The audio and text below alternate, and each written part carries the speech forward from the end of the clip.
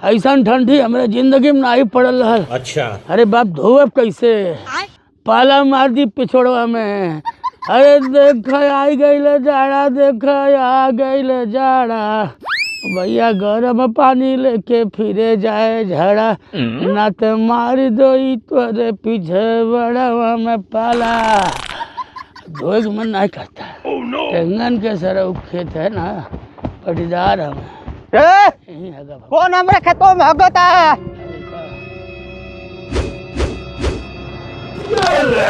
का है तो के हमारी खेत मिलल ढेला बाबे में हगे के हम हगत नहीं रहनी। हाँ का करत रहल? ऊ का है तुहार सरसोईया सूखत रहल तो हम होई के तो चली बाबू हमारे पटदार एक सरसों है तो पनिया डाल के सींच दहनी। हर साल के तारी याद है तो जब सरसों बोए नी आके हग हग के हमार सरसों तूर देला तू है। हे मर्द ऐसा लगा था कि हम तो उन पेट्रोल छिड़क के आग लगा दहली। अरे साले रुका रुका रुका पहले रुका। अच्छा। सुना तू हमारे खेत में नहीं हगला खेते में हम हगे नी। हे रहा बताई। हाँ हे रहा का बताइबो तू बोला ना। तू हमरे खेत में कब ना हगले बाड़ा? नहीं की हगले हम अपन लाइटरिंग बनवले बानी। ऐसा सियात बड़ा लगता कि तू कब बुढ़ाई बा नहीं बर्दाश्त भइल कहीं नहीं कोने पे। हाँ तोरा कपड़ा नहीं हक दहली हम ना।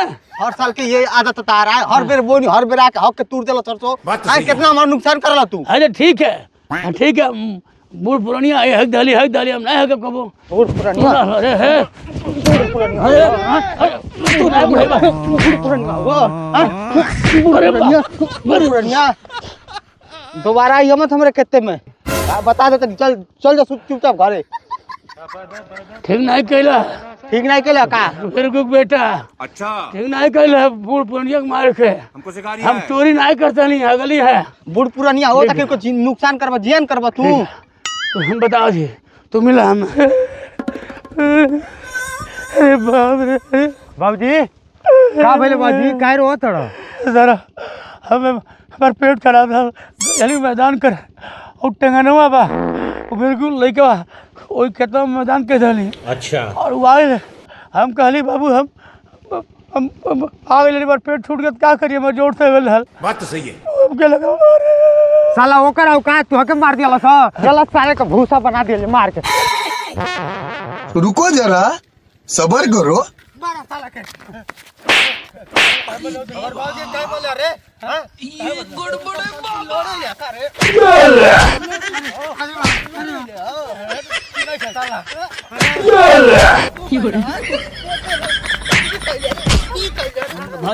भाग बहुत दोगला बाटी थी गड़ुआ होगा कार्य तो सारे। ए बगुला बोला देखा बेटा माई तुहार मरी गई। हाँ तू पढ़ौली लिखौली ना नौकरी मिलल लेट हो गया तू पढ़ ले चक्कर में हम PCS बनब IAS बनब तोरा उम्र निकल गए। पहले अगर बियावा हमार तय करे अरे कह दिल होता तो कम से कम बाल बच्चे मेहरारूत रहत 2 रोटी तू दे 2 रोटी हमको दे। हाँ लेकिन तू नहीं हम कलेक्टर बन जावे तब बियाह करबे।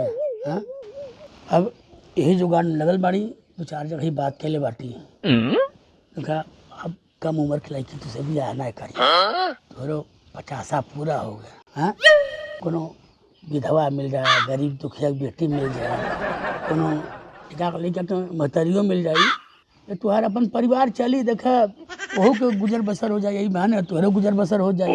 देखा बाबूजी तोहरे लड़का है। अच्छा।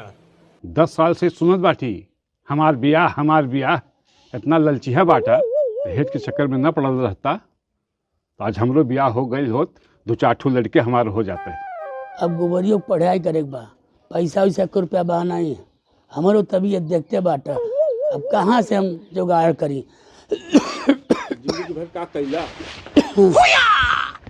बाबूजी हम जोन टेस्टवा देले रहनी ओमे पास हो गइल बा।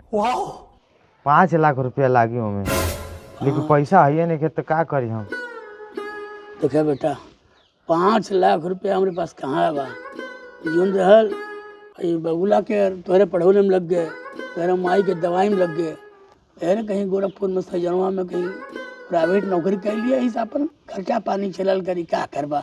ए गोबरी हमरे रहते तू हर वक्त प्राइवेट नौकरी करबा। अच्छा। चला बाप लगे नहीं बा हम 5 लाख रुपया तोके दे दे। 5 लाख तू कहाँ से देबा बाबू? अपने बियाह खातिर 5 लाख रुपया धैले रहनी, लेकिन हमार भाई यह रोज ठोकर खाए, ई नहीं हो सकेला, हम देता नहीं। जा भाई होके तो तुम्हारे खान भाई होके भैया। रुको जरा, सबर करो। दुनिया भर के पिल्ला बाना सा सब छीट देता ना सही। क्या बताए, हम रखले बानी बेचे खातिर। गोबरी भैया का हलवा का रे, का चल बा?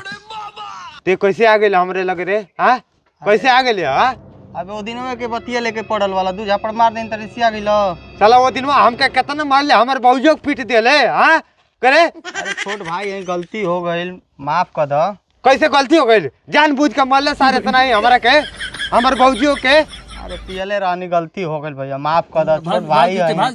चल ठीक वाले, अगर सुबेरे के भटकल अगर शाम के घरे चली आवेला तो के भूला नहीं कहल जाला। बात तो सही है। चल ठीक बा, हम माफ कर देते नहीं, लेकिन हमारे बाबूजी से माफी मांग लिए। ठीक बा, हम तारे बाबूजी से माफी मांग लेब दोस्त। ये फंस गया सीएम। एगो बात कहीं खिसिएबे त नहीं? हाँ बोल, का कहते रे? नहीं तो पहले बताओ, खिसिएबे त नहीं ना? नहीं खींचे। तोर बाबूजी या तोर भैया मिल के तोके बाहर पढ़े खातिर भेजा त न लो ना? हाँ तोर भैया अपन 5 लाख रुपया तोके देना ह। हाँ तो सोच हमके ई बात पता कैसे चलला? कैसे पता चलल? ई सब तोरे भाऊजी या तोरे भाई के चाल बा। तोरा के बाहर भेजियो लो पढ़े खातिर, आ तोर जितना जमीन जायदाद बा सब तोरे बड़का भाईबा के नावे लिखी। अरे यार ऐसन कैसन कह दिले, हम भाई हमार जान हम दुनिया के कोनो ऐसन भाई काम करी 5 लाख रुपया देले बना बाहर पढ़ाई करे खातिर, हमके आगे बढ़ाओ खातिर। बस ए जनते फंस गेले, यही से हम नहीं बताओ तरनिया। ते कहबे कि हमार घर फोड़ता, हमार बुराई बतियावता घर के। अरे 5 लाख पढ़ावे खातिर नहीं देना ह, हम अपने काने से सुननी ह। करोड़ों के संपत्ति चाहते कल्ले हड़पल। चल ठीक वाले, ये हमारे पीछे ये साजिश होता। अच्छा अब हम भुला जाए कि हमार बाप बाने, हमार यो भाई बाने। अब देख गोवरी के खेला बेला। भगवान तुहार बहुत बहुत धन्यवाद है। आज और ढेरा लड़का पढ़ाई करे बहरे जाता, दूसरे परदेश में जाता। हमार गोबरी पढ़ लिख के बड़ा नाम करी, खूब पैसा कमाई। बात तो सही है। तो हम छाती ठोक के कहब कि हमार बेटा अफसर हवे। जब अफसर बन जाई तो ओकर बढ़िया घरे बियाह करब, खूब बढ़िया सुंदर के मेहरारू आई।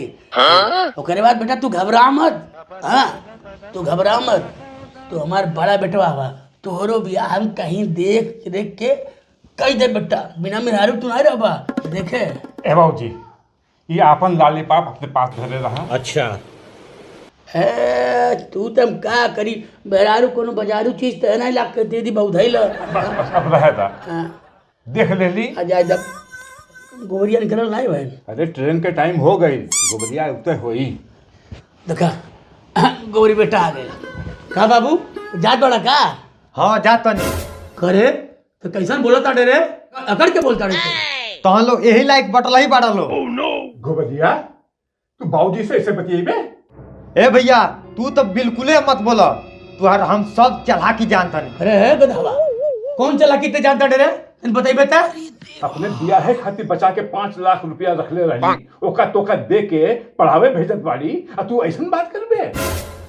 आय हाय हाय हाय हाय, 5 लाख रुपया दे के हमके राय से हटावल चाहता लो। हम सब जानता नहीं तहन कुल के खेला बेला। अब घर पटक के तोहर छतिया खड़ा बा तोड़ देबे। निकाल के हटा रे सारे। हम ये कहल चाहते नहीं कि हमके बहारा भेज के सब संपत्ति है बगुला के नामे कहल चाहता लो। हम सब जानता नहीं तहन लोग के खेला बेला। करे ई के है रे? ई के है पहले बताओ ते। ए बुढ़ाऊ आवाज नीचे। ये हमार होखे वाली मेहरारू हो। खरे सारे बेशरम बहरा बदतमीज कही के। हाँ अब 2 रुपया कमैले के व्यवस्था नहीं भइल, बियाह कर जाता रे हरामखोर। मन तो करता मारी तो। अब हमके बंटवारा चाहिए, एक घर के 1/2। कैसन 1/2 हिस्सा बे? खेत खरीदाइल हमार पैसा लगन, गाड़ी खरीदाइल हमार पैसा लगन, ये घर बनाए हमार पैसा लगा। ओके बादो तू के अगर 1/2 हिस्सा चाही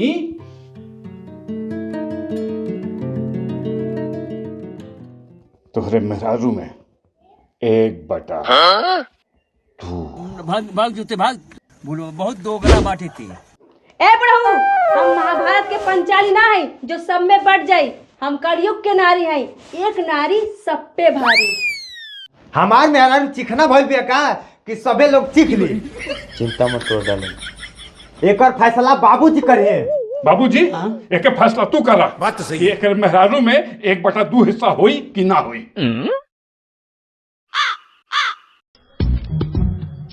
ए बेटा रुको जरा, सबर करो। एक मेहरारू में 1/2 अब ना ही होई। ले लेना ना अपने गोवरिया के पक्ष। अच्छा हाँ सही बात कहला बाबूजी, ये सारे पगला गइल बा। देख, अगर तोके प्रॉपर्टी में हिस्सा ले बा तो तोरे मेहरारू में 1/2 अब ना ही होई। ये बड़ी अच्छी बात कही आप। अब होई 1/3। ना ना, हम गोबरी के साथे रहो। ठीक है, वही साथे रहो। हाँ फिर 4 महीना बाद भीख मांगे भगवान के नाम पे दे दो। हाँ? का बा सारे लगे। हाँ घर बा हमरे नाव पे, जमीन बा हमरे नाव पे। देखो बाबूजी, पैसा के लालच मत दो, रबड़ी हमारे साथ रही। करे रबड़ी बता दे। रबड़ी का भाई? अबे साले, हम अब ढेला बाबू के साथे रहा। अरे दादा इतना हाली बदल गेले। हे बेटा, अभी तोर महतारी है, ताक दे ना तकिया ऐसे अंगूरी डाल के हाथ से निकाल ले। बाबू हाँ चालू। मेरा सोना। भाई यहाँ पे क्या हो रहा है? भाई यहाँ पे क्या हो रहा भाई? अरे दादा आटी लिल पुक करे ले गए बाबूजी। ताकत क्या बोले रे? भाग साले, तुके शर्म लिहाज नहीं बा। हाँ? भाग जो भाग भाग भाग भाग भाग भाग। बाबूजी हमारे मेहरारू मर जाई बाबूजी। अरे दादा बाबूजी, अरे दादा तोर दादा मेहरारू मर जाई।